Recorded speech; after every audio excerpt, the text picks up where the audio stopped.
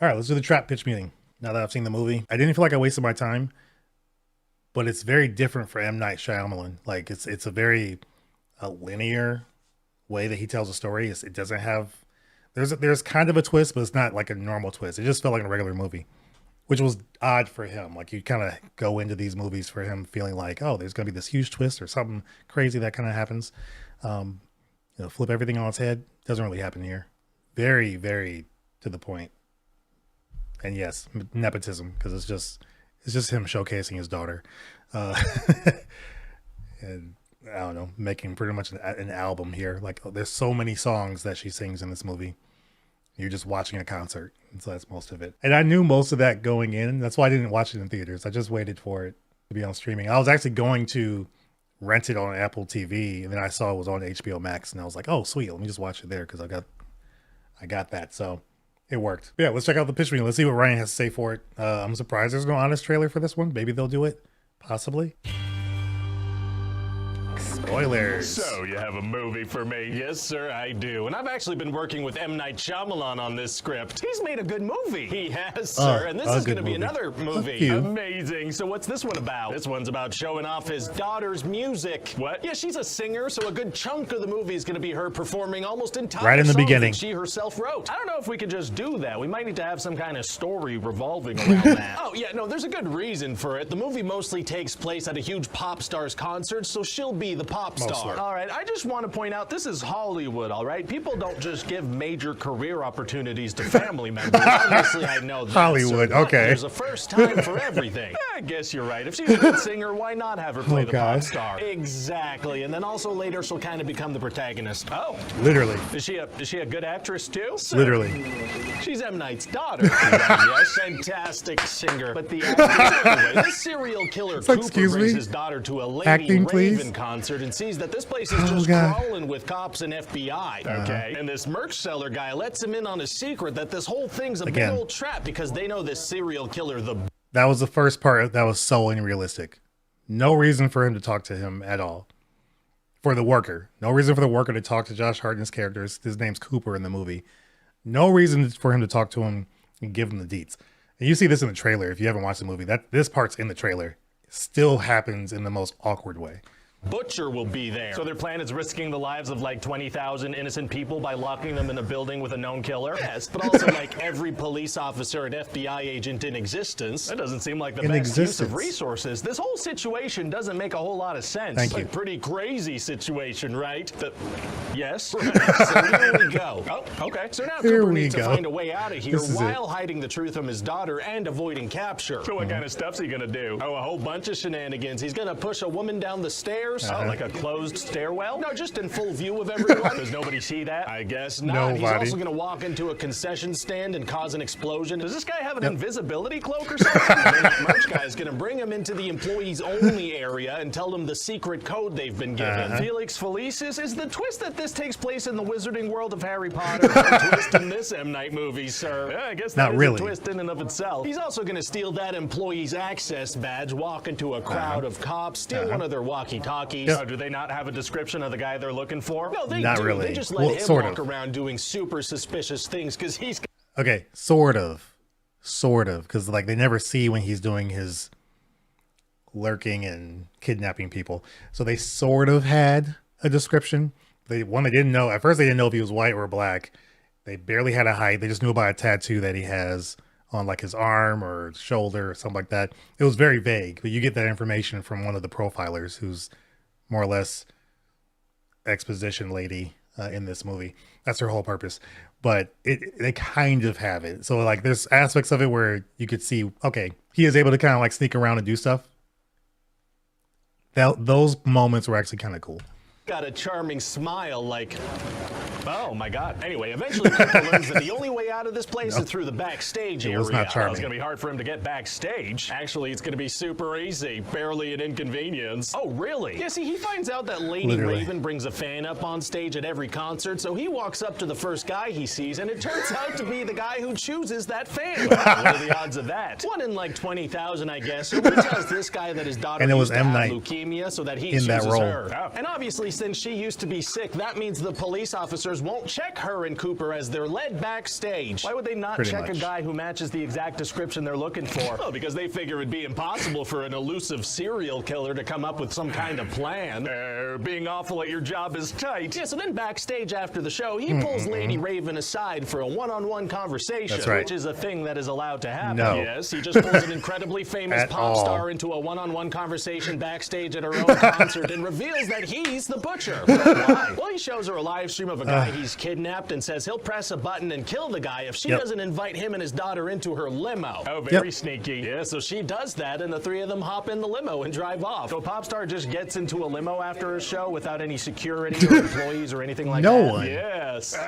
Oh, you said that pretty confidently, so now I buy it. So he just wants her to drop them off at their car, but she comes up with the clever idea of inviting herself to their house. Why would she do that and not just drop them off and immediately call the police? Because she's leading the investigation now. She is? Yes. Yeah, because She's of the singer/actress's protagonist. aforementioned parentage. Oh, right. So at the butcher's house, she freaking God. steals his phone, locks herself in the bathroom, and talks to the kidnapped guy through the stream. What do they talk about? Well, she gets him to describe where he is. Yeah, so she can call the cops. No. So she can live stream to her fans on Instagram and tell them to find him, which they do in a few minutes before Cooper can even get into the bathroom. Well, you know, not everybody can quickly break down a door. It takes a special set of skills. What's this guy's job anyway? Firefighter. Okay, that's like one of the one jobs where you would be able to do that. Now SWAT team's on the way. What's he gonna do now? He's gonna steal one of their SWAT outfits, sneak into the limo, and kidnap Lady Raven. Which was How does he manage insane. that? Well, see, he has a secret tunnel under his house. That's not really an explanation. No. That's all you're gonna get.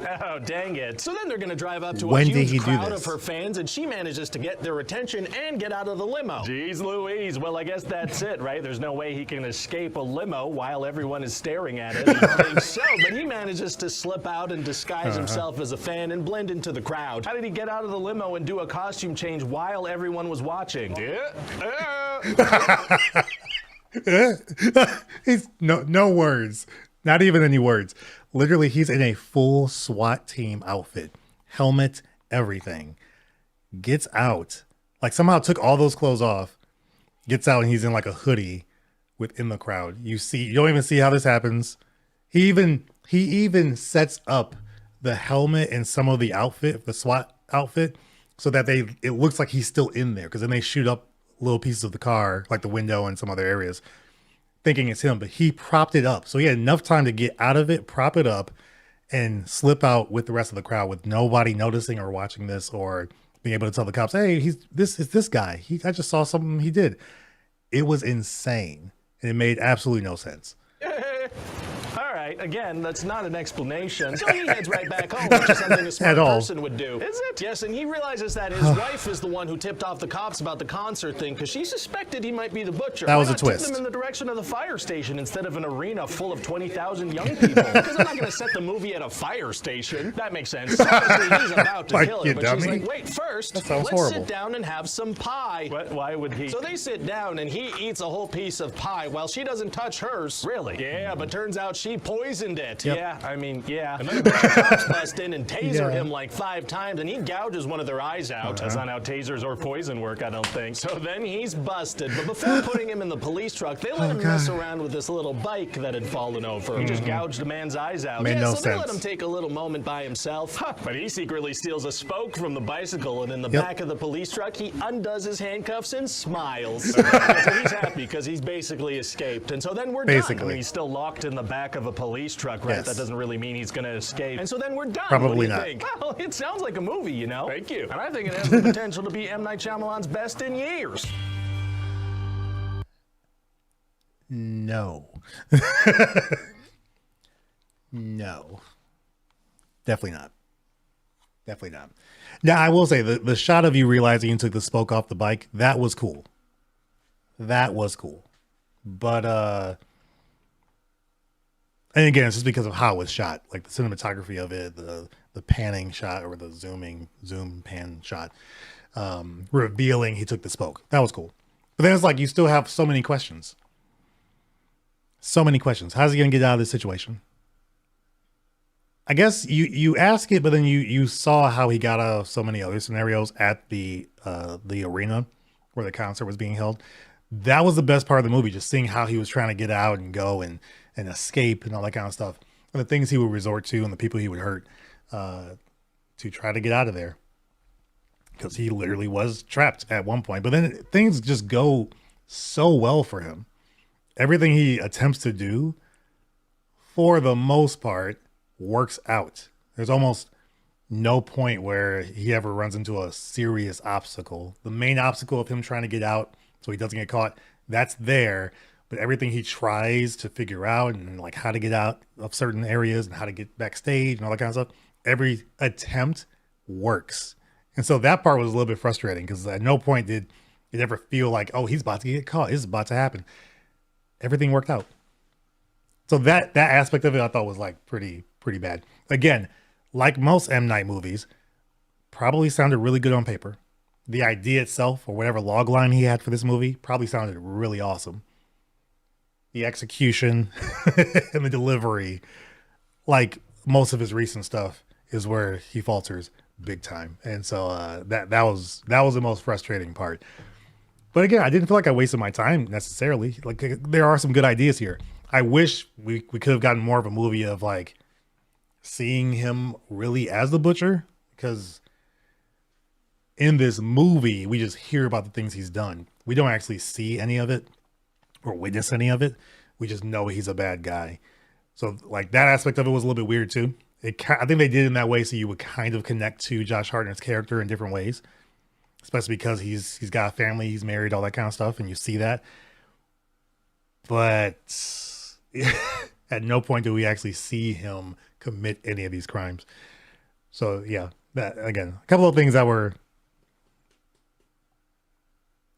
bothersome for me. When I first saw the movie, I was expecting slasher scenes, but there were none. Yeah, that's like, exactly none whatsoever, like at all, at all. Signs was great. I like that one. Yeah, I love Signs. Sixth Sense. The Visit is actually pretty good. If I were to say like a recent one, I know there was people that hated on The Village, but I like The Village for what it was. Like the tone, the story of it, kind of like, there's things about it that don't make a lot of sense, but I thought it was clever. It was a good twist. Lady in the Water, I like. It's not the best, but I do like that one. Mostly I like the music. But yeah, it was The Visit was actually, I'd probably say, his most recent one that was actually pretty good. Because even old, again, on paper, probably sounded great. And they thought it'd be an awesome thing. But then for the twist that happened in that movie, I was like, all this, and this is what the twist is? That was weird. And then the acting in that one's way worse than this one. At least I can say the acting is pretty good in this one. I like that aspect of it. But a lot of his stuff is it's definitely missing for sure. His daughter's movie, The Watchers, had kind of a better twist than this one. It drops the ball in some areas with how the twist is delivered and the emotional punch it could have had. But I thought, she was reaching for something. But if it was in better hands, it could have been a lot better. But yeah, that was one where I was like, oh man, this could have been cool.